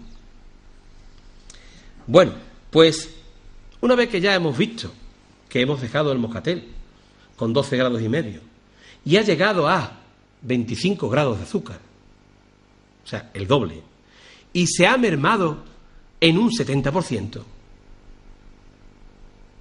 sea, una vez que ya tenemos los parámetros de Beaumet y los parámetros de merma, decidimos de levantar el pasil. Una labor también muy ardua, porque hay que coger los racimos mano a mano, echarlo en la caja y prensarlo. Bueno, os voy a dar algunos datos importantes. La temperatura ambiente que hay en el pasil oscila entre 45 y 55 grados al sol. y 30-40 grados, 30-40 grados a la sombra. Por eso se hace final de agosto, 1 de septiembre. La humedad relativa del aire hay que intentar que sea muy baja, para que no haya ningún tipo de ataque bacteriano. Ahora me voy a detener en esto, que es importantísimo. Como digo, mirad, no solamente se produce una deshidratación, sino que se produce una concentración de los compuestos que tiene la uva moscatel. Se produce una concentración, por ejemplo, de glicerina, se produce una concentración de potasio, se produce una concentración, en definitiva, de muchos polifenoles que están en la uva, que son muy importantes. Por eso, aquí un cuadro de una evolución de unos parámetros de soleo, donde vemos a 1 grado Beaumet, donde decimos que una uva que se puso a 12 grados, primer cuadro, 26 de agosto, esa uva poco a poco va evolucionando, poco a poco se va secando, ¿vale? Hasta que vemos ya que el día 7 de septiembre alcanza 21 grados. Vemos ahí un piquito, ¿vale?, hasta llegar a los 25 grados el día 16 de septiembre. Esta es la curva, digamos, de secado. El secado, digamos, fuerte, se produce más o menos a la mitad del pasil. Ya después, los últimos días, le cuesta trabajo de llegar a lo que nosotros queremos llegar. Bien, exactamente igual ocurre con, por deshidratación, y la glicerina, que está presente en la uva, es por concentración. Se evapora el agua, pero se concentra lo que es la glicerina y muchísimos compuestos polifenólicos. Y vemos cómo ocurre en esa concentración. Vemos, por ejemplo, que pasamos de 0,2 prácticamente, de 0,02 a 0,5 gramos litro de glicerina. Y el ácido glucónico por concentración. Y ahora veremos qué pasa si hay una infección de tipo, digamos, por botritis o una infección bacteriana, por humedades o por lluvia. Pero por concentración, el ácido glucónico está presente en la uva y no es malo. No es malo. No es malo. Es malo si hay mucho, evidentemente, pero en su justa medida es un ácido más, como el ácido succínico y muchos ácidos que están en la uva. El ácido glucónico de una uva, digamos, muy sana, partimos de 0,1 y llegamos a una concentración por pacificación de más de 1 gramo litro de ácido glucónico. Bien, eso que sepáis lo que ocurre en el pasil. Pero aparte de eso, ¿cuál es el problema que tiene el pasil? El problema que tiene el pasil es que llueva. O el problema es que haya un excesivo rocío. Si hay un excesivo rocío, pues ocurre un fenómeno, digamos, de podrición. Se pudre la uva. Si la uva se pudre, ya no hay una pacificación, ya hay una contaminación bacteriana. Entonces, cuando hay problemas de lluvia, cuando hay problemas de rocío, hay que tapar, evidentemente. Hay que tapar por la noche el pasil. Es conveniente, hay que hacerlo, y se hace. Hay que tapar el pasil, porque un excesivo rocío son humedades que nada conviene, digamos, a la pasa, porque son concentraciones de ácido glucónico que vienen como consecuencia de una contaminación bacteriana, de una putrefacción de la uva, y eso luego automáticamente da un incremento de la acidez volátil, mucho más de lo deseado. Automáticamente hay un deterioro de la calidad. Por eso, caso de lluvia, lo más importante, recoger el pasil. En caso de rocío, hay que taparlo, evitando precisamente la infección, digamos, posible infección que se pueda dar por el hongo Botrytis cinerea. Es un hongo que aparece en las humedades, que aparece en la viña y que aparece en el pasil, que causa la Botrytis cinerea. Muy bien, pues digamos, si complicado es hacer el pasil, pues no digamos lo complicado que resulta luego morturar esa uva. Esa uva está pacificada, apenas tiene agua, está concentrada.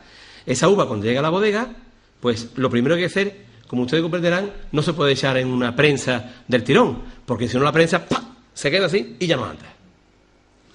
Esa uva hay que machacarla, hay que triturarla, con un procedimiento que puede ser una moledora sobre otra moledora, un proceso muy laborioso, de hierro además, para cortar la pasa.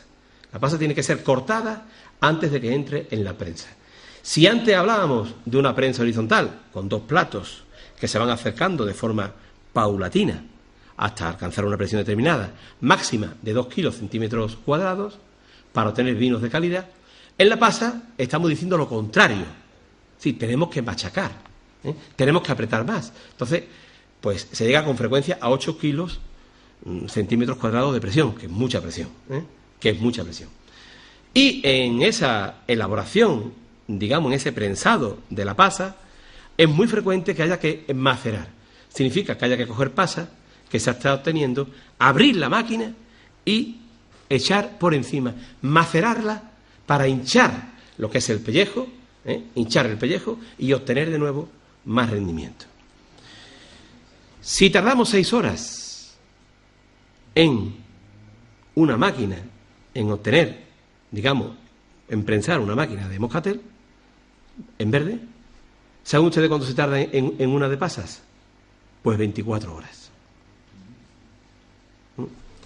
O sea que es un producto que, como ustedes convendrán conmigo, pues resulta de que cuesta 3 veces más, mínimo, 3 veces más es el coste que el moscatel en verde.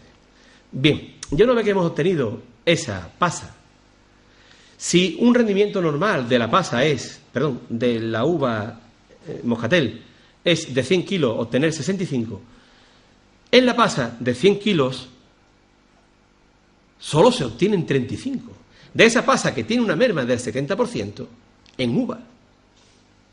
Luego, en el prensado, solo se obtiene un 35% máximo de zumo de pasa, de 25 grados de azúcar. Es un producto verdaderamente impresionante. Bien, ya tenemos el moscatel y el proceso es similar a lo que he explicado antes, con relación, digamos, al moscatel en verde. Inmediatamente se adiciona alcohol vínico hasta 15 grados. Ocurre aquí exactamente igual que en el moscatel en verde. Es decir, existe un inicio de fermentación parcial. No importa que tenga mucho azúcar. Es cierto que los vinos que tienen mucho azúcar cuesta mucho trabajo que haya un mínimo de levantamiento. Pero como el proceso de elaboración es tan largo y dura tanto, es tan largo en la bodega, y luego hay que recoger esa uva y hay que obtenerla, hay que machacarla, pues durante todo ese tiempo ya hay una mínima fermentación parcial que lo hace considerar exactamente igual que en el moscatel tradicional vino dulce natural y no mistela. Y quiero insistir también sobre esto. Bueno, pues pasamos de la pasa y os voy a hablar ahora. Os decía que el moscatel es una variedad con una capacidad enorme aromática. Nosotros, tradicionalmente en Chipiona, hacemos el moscatel, digamos, como vino dulce natural. Bien, pero hay otra forma de hacerlo. Y además una forma que se va a imponer, porque el mercado ya lo está exigiendo. Y una forma que nosotros estamos preparados, sin lugar a dudas, que es hacer el moscatel con una vinificación en seco. Es decir, es no hacerlo dulce, sino hacerlo seco. El moscatel como vinificación en seco. Mirad, esto supone, sin lugar a dudas, una novedosa aportación a la denominación de origen. Y, os lo he dicho, posibilita un enorme arco de posibilidades para el moscatel. ¿Por qué? Porque estamos ante una variedad que produce unos vinos que son enormemente aromáticos enormemente finos y elegantes y que de por sí o solos aportan a las otras variedades una finura y una elegancia que ninguna otra variedad puede aportar. Ninguna. El moscatel vinificado en blanco tiene un proceso muy diferente a lo que es el proceso, digamos, del mosto de Chipiona, del mosto de Jerez. Primero hay que despalillar, hay que quitar el palillo, porque en el palillo de la uva, que es la parte sólida, están los taninos, fundamentalmente los taninos, que es lo que da astringencia, da mucha astringencia. Y hay muchos polifenoles que no nos interesan tener. Entonces, quitamos el palillo para quedarnos exactamente con la uva. Luego, cuando morturamos también con poca presión. Con poca presión para obtener los terpenos, que nos interesan muchísimo, que es donde están los aromas. Y luego, posteriormente, hacemos un desfangado durante 24 horas para que todos los elementos sólidos decaigan, todos los minerales decaigan, antes de pasar a la fermentación. Porque si fermentamos, tal y como viene de la poza, de forma natural, luego nos da ese vino un olor terroso, porque tiene tierra, tiene minerales, y hay que quitárselos antes de la fermentación. Ese es el desfangado. Con ese desfangado y con una fermentación a 15 grados, obtenemos un vino hecho totalmente diferente a lo que es la vinificación del vino de Jerez, un vino que hay que disponer de una cierta tecnología para hacerlo, totalmente diferente. Mirad, yo soy un enamorado del moscatel, sin lugar a dudas, pero tú coges el vino moscatel seco y te acercas y lo mismo que hueles en el dulce, esos aromas florales, que decía antes, que es el aroma, digamos, a madreselva, que es muy característico, o el aroma a azahar, o el geranio, que está muy presente. Esos aromas que están en la levadura, que esa levadura que no se ha activado en el dulce, que está ahí y no se ha activado, no ha fermentado parcialmente, pero no ha fermentado al 100%, y aquí en este caso ha fermentado al 100%, aporta, eso es ese olor, exactamente el mismo olor que tienes en el moscatel. Lo tienes en un vino seco. Imaginaros la potencia aromática que tiene ese vino. Y luego, cuando te lo tomas, si está bien elaborado, es fino y no tiene ningún tipo de astringencia. Si está mal elaborado, resulta amargoso. Ahí es donde está el punto y el secreto. Nosotros, en Chipiona, ya se está haciendo esta experiencia desde hace tiempo, y hoy día el moscatel pues se une en muchos vinos de aquí de la zona, en muchos vinos de bodegas importantes, que se lo hacemos nosotros, se hace aquí en Chipiona, se une, por ejemplo, a la variedad Palomino, o se une a la variedad Chardonnay, o se unen a otras variedades para dar ese aroma. Todavía falta por sacar un vino moscatel seco, monovarietal, 100%. Que, desde luego, hay que hacerlo, y que ya veréis que ese vino es explosivo y extraordinario. Yo creo que esta es una apuesta del futuro, no digo razonable, evidente, porque ya la comercialización lo está pidiendo, y esa evidencia nos lleva a decir que una de las patas para llegar, no digo a mantener las 55 hectáreas que tenemos de moscatel, sino triplicar o cuatriplicar las hectáreas de moscatel. Una de las patas más importantes, sin lugar a dudas, es hacer este moscatel vinificado en seco, moscatel blanco, que es muy apetecible en los mercados de exportación. Es enormemente apetecible y te encuentras muchos vinos, moscateles vinificados en seco. Bien. Vamos a terminar rápido porque queda la cata y sé que hay gente que está esperando la cata. Pero os quiero hablar de la crianza y envejecimiento. Mirad, lo primero que quiero deciros es que el envejecimiento del moscatel es la fase definitiva, la fase más larga de todas. La uva tiene una fase de crianza en el campo, la vendimia tiene una fase, que son unos días, la elaboración tiene una fase, pero el envejecimiento del moscatel es la época más larga, es la fase más importante del moscatel. Lo primero que tenemos que ver y que conocer, digamos, son las bodegas. Las bodegas requieren de unas condiciones medioambientales precisas. Sí, no se puede hacer una bodega donde se quiera, porque la bodega necesita también esos vientos, esas brisas que vienen del mar para envejecer el moscatel. Luego, la proximidad al mar y la orientación de la bodega va a determinar el envejecimiento. Es muy importante. Tenemos que hacer, hombre, porque es como aquí, si tú siembras aquí cualquier cosa y la pones cara al sol, lógicamente si le da el sol todos los días, durante la mayor parte del día, pues esa es la orientación para criar algo.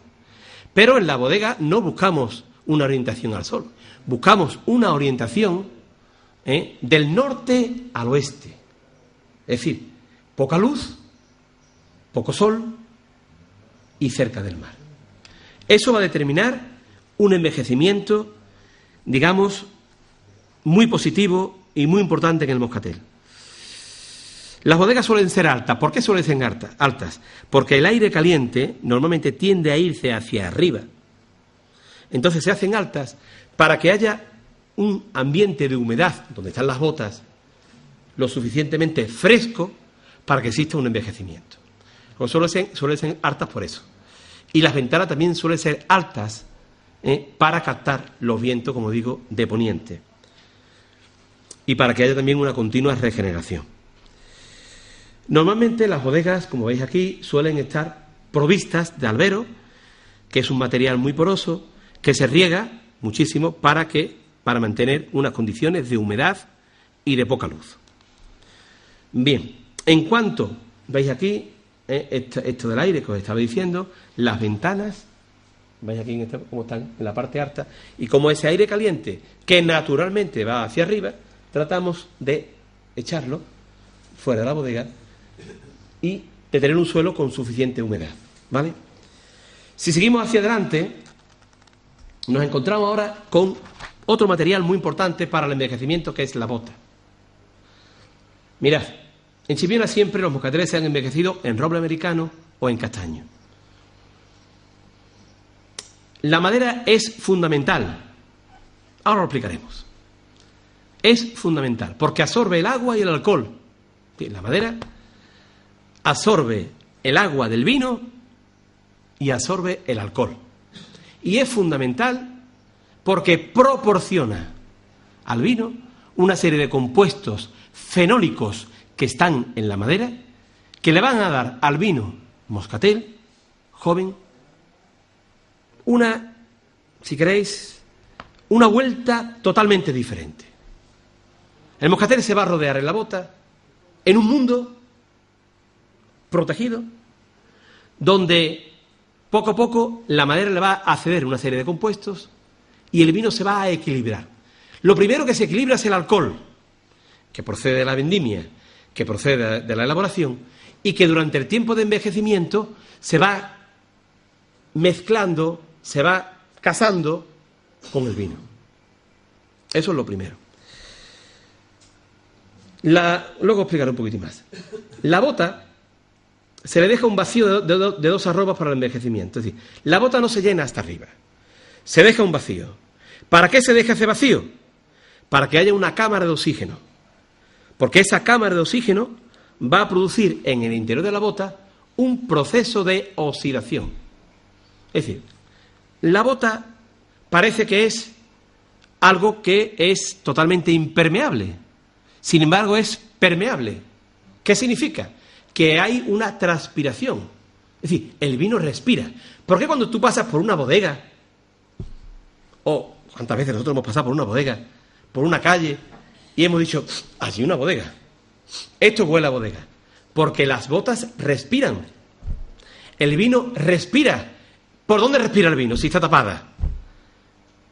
Porque no es algo estanco, sino que a través de las duelas de la bota, a través de los poros de la bota, existe una microoxigenación.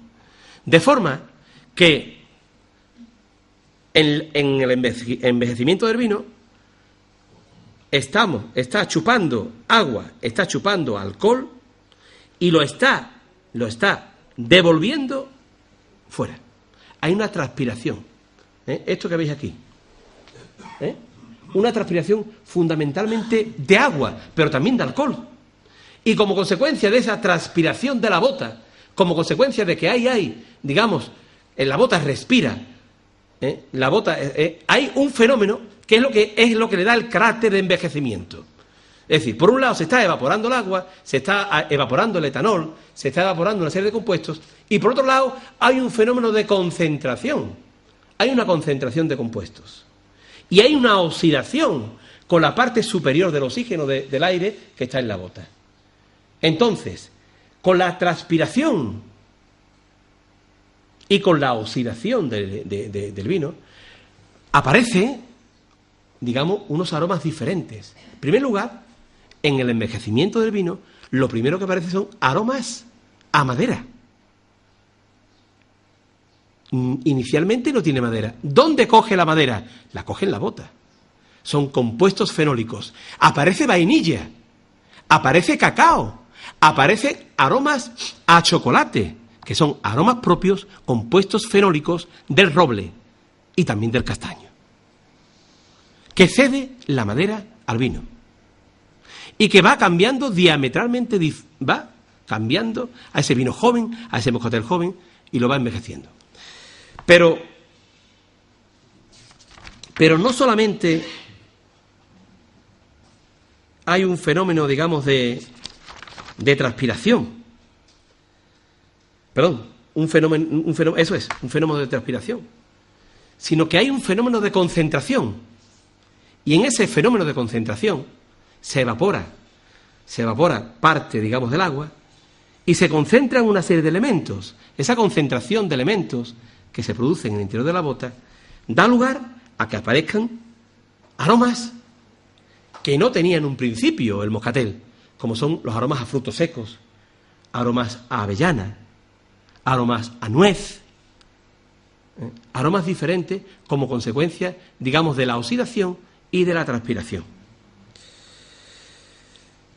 Pero no solamente aparecen aromas que se pueden distinguir por la nariz, sino que el vino adquiere, con el envejecimiento, adquiere pues mucho más peso, mucho más estructura, está mucho más equilibrado. El vino, con el envejecimiento, no solamente adquiere esas cualidades organolépticas en el sabor, sino adquiere otras cualidades organolépticas en el color. De forma que si el moscatel nace como un vino color dorado, un amarillo, si queréis, tirando oro viejo, con el efecto del envejecimiento va evolucionando el moscatel hacia tonos más pardos. De forma que de dorado se va convirtiendo en castaño, de castaño aparece ya el color caoba claro, caoba oscuro, a caoba muy oscuro. Por efecto, el color es exclusivamente por efecto de la oxidación de arriba, por efecto del contacto del vino con el oxígeno. El color es por esa razón. El sabor a nuez, el sabor a avellana, el sabor a regaliz, es por efecto de la transpiración del vino que da como consecuencia un fenómeno de concentración de los elementos. Algo verdaderamente extraordinario. Todo esto que estoy aquí diciendo y explicándoos de forma sencilla tiene su explicación matemática perfectamente clara. Y se llama, en resumen, crianza oxidativa. Mirad, voy a avanzar esto un poco. El método que tenemos de envejecimiento está basado en un método de sistema de soleras y criaderas. Como ya sabéis, la solera son las botas que están en la parte del suelo, están las botas que están abajo, y luego aparece primera criadera, segunda criadera. De forma que nosotros no tenemos un sistema de añadas. No podemos decir, este moscatel es del año 2010, o este moscatel es del año 1980. No, el sistema de soleras y de criaderas tiene como peculiaridad, pues, que el vino pasa de la criadera de arriba, va pasando progresivamente, va pasando hasta llegar a la solera. Como sabéis, el vino que se consume, el vino que va directamente al consumidor, se saca de la solera se saca de la parte de la solera, de ahí, y se va reponiendo en una operación, estas operaciones se llaman saca, en una operación de saca, ¿veis? Y rocío, que significa rociar, llenar, volver a llenar de nuevo de la primera criadera. Y así sucesivamente de la segunda criadera, tercera criadera, cuarta criadera. Consecuencia de esto, ¿qué es lo que es? Que mantenemos siempre la misma calidad, que el vino es siempre el mismo, que da igual que un año esté de una forma, o sea, una vendimia con más problemas de botritis o de glucónico, o que sea mejor, mantenemos siempre en la solera, en la criadera, el mismo tipo de vino. Consecuencia que el vino que bebemos es fruto de muchas vendimias. Es fruto de muchas vendimias. No es un fruto de una añada. Bien, una cosa importante, antes de pasar, es, que no quiero que se me vaya, es lo siguiente. Mirad, en la bota se da un efecto de mermas. Se produce una merma. Fijaros que en la crianza oxidativa de otros vinos, hablemos por ejemplo de los olorosos o amontillados, o finos incluso, que se crían en una bota, en este fenómeno de concentración, ¿qué hace en el vino? Pues hace que se evapore agua, sobre todo mucha agua, la bota va transpirando sobre todo agua, se va evaporando agua y se va concentrando entre ellos el alcohol, el etanol. Y ocurre que un oloroso, al cabo de 4, 5, 7, 8 años, tiene más alcohol que cuando comenzó a envejecer. ¿Por qué? Porque tiene menos agua. Hay un fenómeno de concentración. Sin embargo, el moscatel no es así. El moscatel existe ese fenómeno de concentración, pero en menor escala. Se pierde alcohol. ¿Por qué? Gracias, hombre, muchas gracias. ¿Por qué? Porque el moscatel, a diferencia del oloroso, del amontillado, es un vino que tiene mucha azúcar. Al tener mucha azúcar, el sellado de la madera, el sellado de tabla con tabla, no es perfecto. Perdón. Bueno, sí es perfecto. Pero el azúcar va tapando, digamos, esos poros. De forma que se produce menos transpiración. Al producirse menos transpiración, sí hay una merma de grado alcohólico. Esto, que parece una tontería, lo he discutido con los inspectores de alcoholes hasta la saciedad. Porque un vino que está sometido a crianza oxidativa resulta de que pierde alcohol. ¿Eso cómo es posible? Pues es posible porque la cantidad de azúcar hace que vaya sellando la bota. Y ese fenómeno se da en menor medida. A su vez, el moscatel tiene un gran problema en relación al envejecimiento en botas, que es que hay un montón de salideros. Tú vas a cualquier bodega, llegas a ver los finos, ves esto y lo otro, ves los vinos secos, ves los vinos, digamos, amontillados, ves los palos cortados, todo esto, perfecto. Llegas al moscatel, ¡qué montón de salideros! ¿Por qué? Pues exactamente igual. Ese, digamos, fenómeno del azúcar, ese azúcar residual, hace que no se selle bien la madera. Al no sellarse bien la madera, ¿entendéis? Se producen muchos salideros. Y si metemos, en vez de moscatel normal, moscatel tradicional, metemos moscatel de pasas, todavía hay más salideros. Entonces, que nadie se escandalice cuando vaya a una bodega de Chipiona y vea salideros en el moscatel, que eso es lo más normal del mundo entero, producido porque no se sellan bien los poros de la madera por la cantidad de azúcar residual que tiene. Bien, pues vamos a ver. Ya he explicado la evolución que hay en el envejecimiento, y ya tenemos el vino ya totalmente criado, perfecto, lo sometemos a un embotellado. Embotellado es la parte, digamos, final, se hace una saca de la solera y ese vino se clarifica con productos naturales. Se clarifica normalmente con clara de huevo, albúmina de huevo, y con un caseinato potásico y nada más. Algo que dé poca proteína al vino, para que después no haya problemas en la botella, ¿no? Bueno, pues se hace una clarificación a base digamos, de clara de huevo, fundamentalmente, con un poco de bentonita, y a continuación se hace un filtrado por tierra, y luego a continuación, viene una parte muy importante, que es la estabilización por frío o estabilización tartárica. ¿Esto qué significa?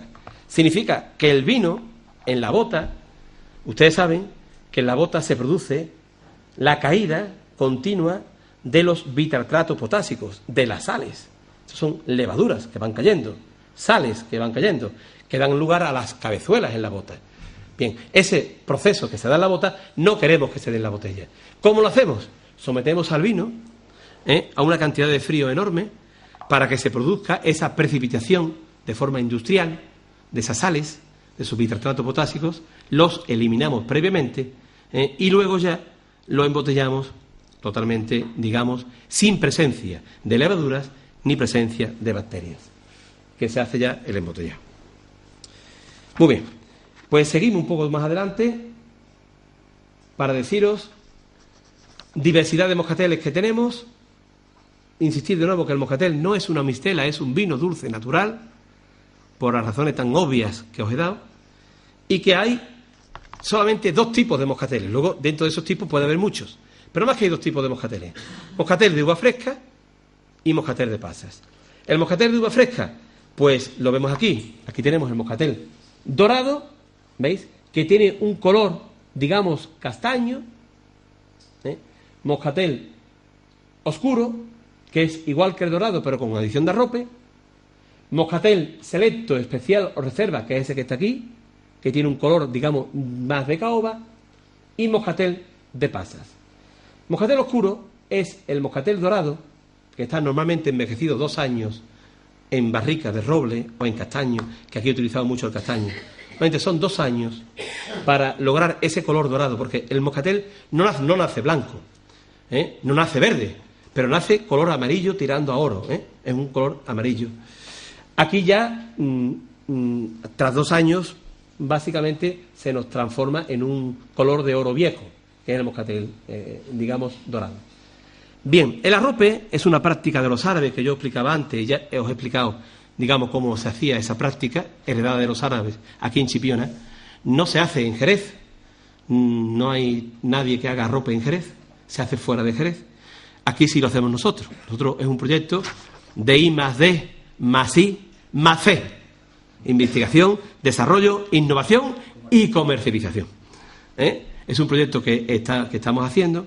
Lo estamos haciendo, digamos, no con madera de pino, sino lo estamos haciendo ya con una fuente de calor de unos 75 o 80 grados, que hace que a temperatura estable el mosto sin fermentar se vaya evaporando el agua, se vaya concentrando y logramos la caramelización de los azúcares. No logramos que el mosto se queme, pues si el mosto se quema no vale para nada.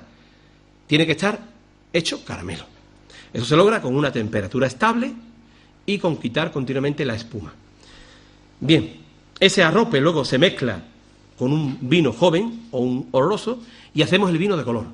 Eso es muy típico, es una cosa muy de Chipiona. Ese vino de color, que tiene sus soleras y criaderas exactamente igual que cualquier moscatel, que cualquier oloroso, ese vino de color, luego lo adicionamos al moscatel dorado y hacemos el moscatel oscuro, con arrope, de forma natural. No solamente estamos edulcorando y dándole color, sino que le estamos dando al moscatel oscuro unas cualidades organolépticas, sobre todo de caramelo, que son extraordinarias. El arrope da unas características al vino extraordinarias. Y esto lo estamos haciendo aquí con el moscatel oscuro y en varias ocasiones también, incluso con algunos moscateles que también se hace. Bueno, simplemente deciros, para ya terminar, que la comercialización del moscatel, pues los mercados que tenemos es de bodega a bodega, mercado local, nacional y exportación. El mercado de bodega a bodega es un mercado que en Chipiona ha existido durante mucho tiempo, sobre todo el moscatel de pasas. Chipiona se ha distinguido por hacer muchos moscateles de pasas, muchos pasiles, pero que se vendía como materia prima para edulcorar los vinos de Jerez. Y había aquí casas, gente que hacían enormes vendimias y se hacían muchos pasiles en Chipiona, en muchos sitios, pero con materia prima. Se hacía como materia prima. Bien, la llegada del Pedro Ximénez, pues de alguna forma nos complicó mucho el tema en ese mercado, porque el Pedro Ximénez no aporta, digamos, tantas cosas como el moscatel. El moscatel, donde quiera que esté, se nota y aporta mucho aroma, tiene mucha personalidad. El Pedro Ximénez es una variedad que te da mucha consistencia, que te da muchas características, pero que es bastante más neutra. Entonces, para hacer los vinos, digamos, abocados del marco de Jerez, tipo cream, palais cream, medium, se utilizaban antiguamente los moscateles de Chipiona en forma de moscatel de pasas. Ya eso ha desaparecido por, digamos, fundamentalmente por el tema técnico. Entonces, bueno, el mercado de bodega a bodega se sigue manteniendo, pero cada vez, la verdad, está en descenso este mercado. El mercado local, bueno, se comercializa el moscatel aquí con la distribución comercial en nuestra localidad y venta en todos los establecimientos de bodegas, durante todo el periodo, el año y vamos, todo el año. El mercado nacional cada vez se comercializa más en toda la geografía nacional, en cadenas de supermercados, en tiendas especializadas, etcétera, y cada vez más se está exportando. Se exporta a Europa, se exporta, bueno, pues Europa se exporta a Francia, se exporta a Inglaterra, se está exportando a Rusia, se exporta a Eslovenia, se exporta a Sudamérica, se exporta a El Salvador, a muchos sitios. Y se está cada vez más valorando, ¿no? Bueno, yo aquí he puesto, no por casualidad, este sello, que es el sello de la denominación de origen a la que represento, como sabéis. Bueno, pues este sello es una herramienta de trabajo, porque tener el reconocimiento de la denominación de origen, que el moscatel de Chipiona es un vino, digamos, de la máxima calidad, como Jerez Cherry, como fino, manzanilla, exactamente igual, que si se hace en Jerez o se hace en Sanlúcar, en la mejor bodega, es una herramienta de trabajo que nos va a posibilitar competir mejor. Porque, mirad, fuera, digamos, del perímetro de Andalucía, Chipiona no se conoce mucho. Pero la denominación de origen de Jerez Cherry es la más antigua de España. Es quizás la más importante de España, aunque hoy día estemos bajo mínimos, también, pero es una herramienta de trabajo muy importante. Que este vino sea un vino con la garantía de calidad de Jerez Cherry, con la máxima garantía, es un vino de Jerez, eso es una herramienta de mucho, digamos, de mucha valía para la comercialización. Pues bien, yo ya termino, ya estaré cansado, diciendo que, mirad, esto tendría otra conferencia, virtudes terapéuticas del moscatel. Ayer tuvimos a dos catedráticos aquí, y se habló mucho de un componente natural que tiene la uva, que es el resveratrol. El resveratrol, es un componente que está fundamentalmente no, está en el ollejo, en la piel de la uva. Está más presente en la uva tinta que en la uva blanca. Pero en la uva que está más presente de todas, blanca, es en la uva moscatel. Las propiedades saludables de que el consumo moderado del vino favorece la salud han sido elogiados desde la antigüedad por médicos, yo qué sé, por un montón de gente. Desde Hipócrates hasta Pasteur, que dijo algo tan importante como que el vino es la más sana e higiénica de las bebidas. ¿De forma que? ¿Por qué digo esto? Porque se han publicado numerosos estudios, y ayer aquí algunos se vieron, pero sobre todo ha sido la Universidad de Harvard la que ha puesto de manifiesto que el resveratrol, componente natural que está en el ollejo de la uva, y hablo sobre todo los tintos y la uva blanca, en la que está más presente en el moscatel, es un componente que tiene un efecto antioxidante enorme y que, aparte de que previene la vida, tiene efectos anticancerígenos, frena la progresión tumoral, y te ayuda enormemente para que tengas un corazón sano, porque tiene numerosas propiedades antioxidantes. el resveratrol. Es cierto que esto se está estudiando ahora. Es cierto que todavía y está en fase de estudio, ¿no? Y es una cosa, digamos, que se va a valorar mucho. Pero también es cierto que nuestra uva moscatel de Chipiona es la uva blanca que tiene más resveratrol de todas las uvas. Luego, ¿qué virtudes terapéuticas no tendrá el moscatel? Cuando aquí a la gente de chicos se le decía que a los que estaban así un poquito endebles se le daba un candiel. ¿Ustedes saben lo que es un candiel? Pues echarle huevos al moscatel. Eso es un candiel, echarle huevos al moscatel. ¿Entendéis? Y eso se ha dado aquí siempre a la gente que estaban un poquito endebles, como un poderoso reconstituyente. Fijaros que a finales de siglo los médicos más eminentes de España los médicos más eminentes de España recomendaban un tónico que se hacía aquí en Chipiona con moscatel, se hacía concretamente se preparaba en las soleras de José María Miranda Caro y era un tónico que se hacía con moscatel realizado por el prestigioso farmacéutico Arranz, y decía en la etiqueta, que no la tengo por aquí, que era para combatir la inapetencia, el raquitismo, y para dar salud a las personas. Y eso lo decía un eminente médico.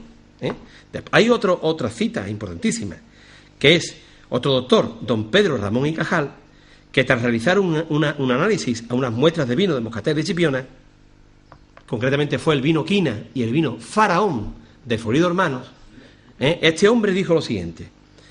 Dice que el moscatel, declaró que el moscatel de Chipiona es uno de los componentes con mejores virtudes eupépticas y dinamómejas. Es decir, que es un excelente reconstituyente. Por eso, muchas abuelas nuestras nos han dado de pequeñito una copita de moscatel. Y el resveratrol, donde está más presente, no es, si queréis, en la uva verde. Donde está más presente es en la pasa. En la pasa, la concentración del resveratrol puede ser algo así como 10 veces más.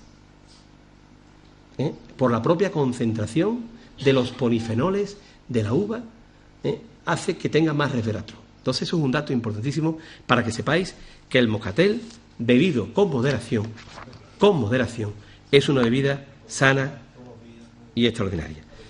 Solamente quiero deciros, y ya termino, la parte de los festivales de moscatel y de los pregones que se dan. Quiero deciros que mi idea era hablaros del moscatel, imbuiros en la cultura del moscatel, haceros ver que el moscatel es un vino extraordinario, pero sin lugar a dudas, el moscatel, si es algo, es lo más genuino, el sabor más genuino que nos regala esta tierra de Chipiona. ¿Vale? Así que ya terminamos.